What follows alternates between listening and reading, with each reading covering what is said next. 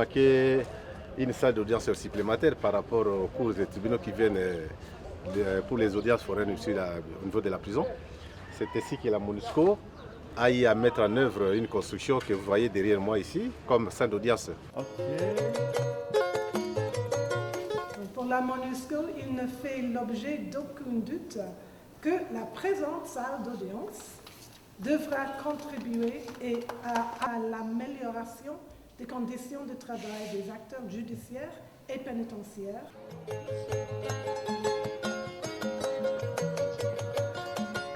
Nous ne pouvons qu'être satisfaits et nous sommes convaincus qu'avec cette salle d'audience, nous améliorons forcément les conditions de travail, les conditions dans lesquelles les détenus doivent être jugés.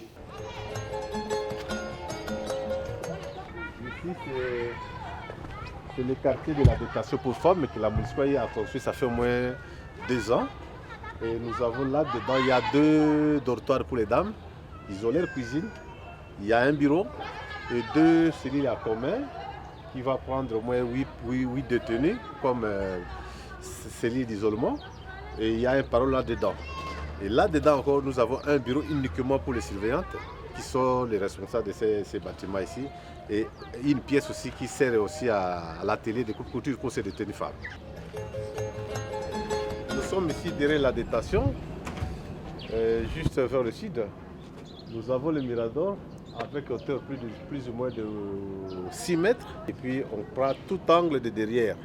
Et c'est collé contre la clôture que la MONUSCO avait faite. Vous savez que la prison de Bunia, depuis sa création, en 1948, il n'y avait pas une clôture. La MONUSCO quand même a érigé une clôture qui a retardé, c'est-à-dire a mis fin aux évasions qui s'est passées dans le temps. Et en dessous de ça, il y a encore un caméra de surveillance qui sont cachés pour détecter tout cas suspect au niveau de la détention. Et puis en dessous de cette clôture, il y a quand même une mesure de retardement. On a mis les concertinats de bout en bout. Et le long de la clôture, nous avons des lampadaires, c'est-à-dire les poteaux, les panneaux solaires qui sont au nombre de 14, qui sont opérationnels, qui renforcent un peu la sécurité la nuit. Et chaque fois à partir de 19h, ça déclenche et puis le matin, ça s'éteint automatiquement. C'est aussi l'œuvre de la MONUSCO. Bon, l'ambulance est là pour l'évacuation des détenus malades rapidement à l'hôpital pour la prise en charge.